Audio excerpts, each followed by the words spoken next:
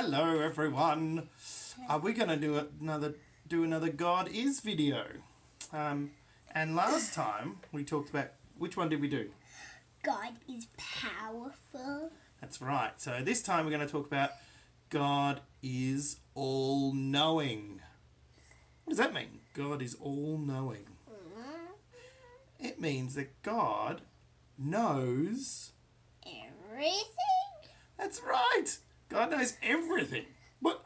Does he know just only a couple of things? No, this much. What? Everything. Everything. Wait a minute. Let's just check what everything means. So, does God know what 1 + 1 equals?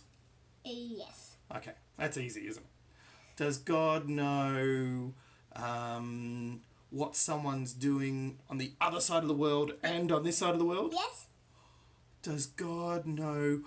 Here's a tricky one. Does God know what you're thinking? Yes. Does he? How about, does God know what you pray when you do it really quietly and no grown-up can hear you? Yes. Really? Wait a minute. Here's the most tricky one. Does God know what's going to happen tomorrow? Yes.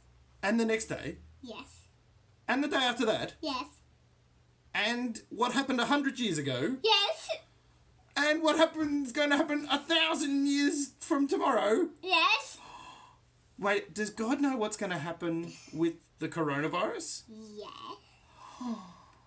Does God know everything? Yes. Oh, that's what I mean. Wow.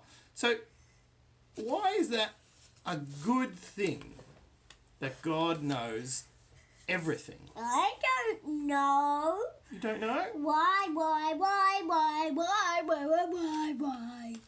Well, it's a good thing because sometimes we might be worried.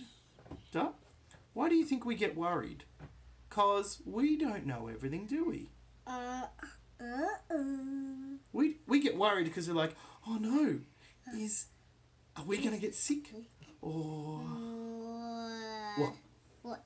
I don't know. We get worried because we don't know what's going to happen tomorrow. Oh, yeah. Right. But does God get worried? No, he doesn't need to get worried because he knows everything. And he loves us. And he is in control. But maybe therefore I have a question. Oh, questions. We love questions. What's a question? If God knew everything, Yeah. could he know what's happening in our brains when we're thinking and in the day? He does. He does know what's in our brains when we're thinking. And you know what that means? What? That means if you are thinking about caring for someone, God knows that you're thinking that.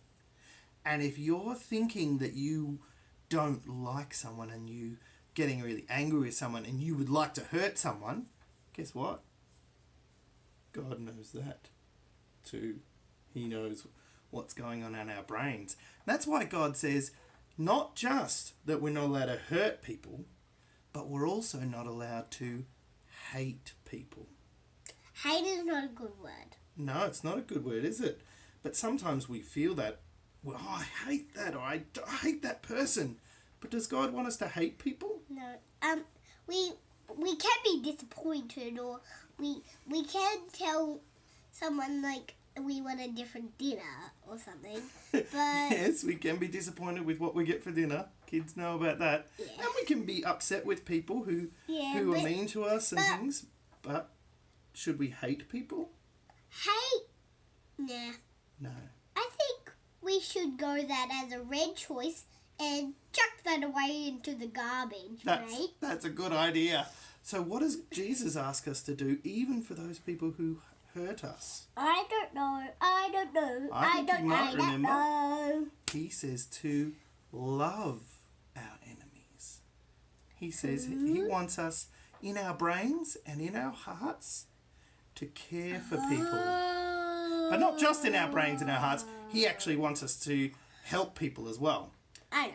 But God really wants us. God really cares what's going on in our brains. And guess what? He knows what's going on in our brains. So sometimes when we say sorry to God, we don't just say sorry for what we do.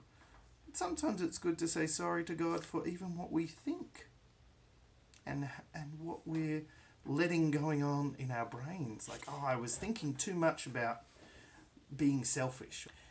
So, do you know what the word is that means all-knowing? I don't know what the word is. The word is omniscient. Can you say omniscient? Omniscient. That's right. And there's lots of words that mean all-knowing or all-powerful or all this and that.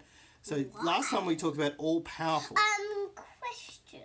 Oh, interrupted with a question, yes?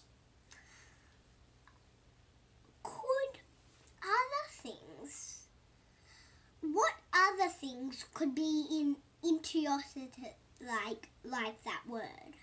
Well, there's omnipotent, which means all-powerful. There's omnipresent, which means God is over everywhere. God is everywhere. And then the one we're talking about today is omniscient, which means all-knowing. Well, I have one more question. Mm-hmm. Because I found out on some of those talked about omniscient, they gave me some new ideas from the different programs. Oh, other things we could talk about. Yeah. Mm-hmm. Like omniscient. Omniscient or omnipresent. Maybe we can talk about that one next time, that God is everywhere. Yeah. That's pretty cool. But yes, so it's very comforting to know that God knows everything. Good. But I don't know if God's the best in the world. But he is. Okay. What am I doing? It is very wonderful that God knows everything, because it means we don't have to worry. Oh, yeah. It means that God knows what's in our thoughts.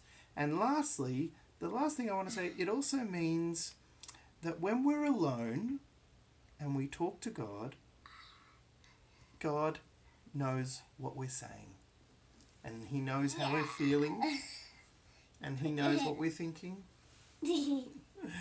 And sometimes when we pray, do we always know what to say because our mind's all muddled and we're feeling lots of things? No. Guess what? God knows what we mean, even when we don't say even when we don't say it perfectly. I have stamps on my head. Oh, you do. Well, God knows that too. Of course he does. So yes, so God knows everyone who's watching, and he knows how you're feeling and what you're going through. Oh, yeah. He hears your prayers, and he knows your tomorrow. So that means we can trust in him. This is all we're doing on podcast Dad and Daddy. Thanks. I think that's wrapping it up then. So please enjoy, keep trusting in God, And because he knows. please enjoy the videos that we've made. And Thanks. Who? God knows Everything. everything. Bye. Bye.